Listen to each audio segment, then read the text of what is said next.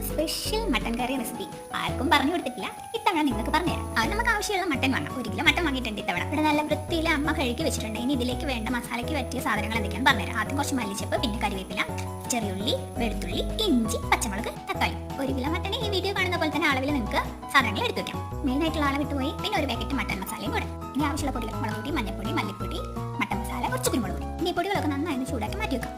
ഇനി ഒരു വലിയ കുക്കർ എടുത്ത് അതിലേക്ക് ഈ മട്ടനൊക്കെ എടുത്തിട്ട് അതിലേക്ക് ഇനി കുറച്ച് വെളുത്തുള്ളി ചതച്ചതും പിന്നെ ഇഞ്ചി ചതച്ചതും പിന്നെ കുറച്ച് മഞ്ഞൾപ്പൊടി ഇട്ട് നന്നായി മിക്സ് ചെയ്ത് കൊടുക്കാം. ഇനി വറുത്ത് വെച്ച പൊടിയും അതിൻ്റെ കൂടെ കുറച്ച് ഉപ്പും ചേർത്ത് നമുക്ക് നന്നായി ഒന്ന് മിക്സ് ചെയ്ത് കൊടുക്കാം. ഇനി ഇതിലേക്ക് അല്പം മല്ലിച്ചപ്പും കരിവേപ്പിലയും ഇട്ട് കൊടുക്കും. ഇനി ഈ മട്ടൻ വേകാൻ എത്ര വെള്ളം വേണോ ആ അത്രയും വെള്ളം ഒഴിച്ച് കൊടുത്ത് കുക്കർ ഒന്ന് മൂടി നമുക്ക് ഗ്യാസിൽ വെച്ച് കൊടുക്കാം. നമ്മുടെ മട്ടൻ കറീൻ്റെ അവസാന ഘട്ടത്തിലേക്ക് കടക്കുകയാണ്. നമ്മൾ ഇനി ഒരു ചട്ടി ചൂടാക്കി അതിലേക്ക് കുറച്ച് എണ്ണ ഒഴിച്ച് കൊടുക്കും. അതിലേക്ക് ചെറിയുള്ളിയും പച്ചമുളകും ഇട്ട് നന്നായി ഇളക്കി കൊടുക്കണം. ഇനി തക്കാളിയും മല്ലിച്ചപ്പും കരിവേപ്പിലയും എടുത്ത് അതിലേക്ക് തട്ടാം. എന്നിട്ട് നന്നായി ഇളക്കി കൊടുക്കാം. ഇനി നമ്മുടെ മട്ടൻ എടുത്ത് വഴട്ടിക്കൊണ്ടിരിക്കുന്ന സാധനത്തിലേക്ക് എടുത്ത് തട്ടി നന്നായിട്ട് മിക്സ് ചെയ്ത് തിളച്ച് നമ്മുടെ വെള്ളം ഒന്ന് വറ്റി വരണ്ട് വരുമ്പോഴത്തേക്കും നമ്മുടെ മട്ടൻ കറി റെഡി.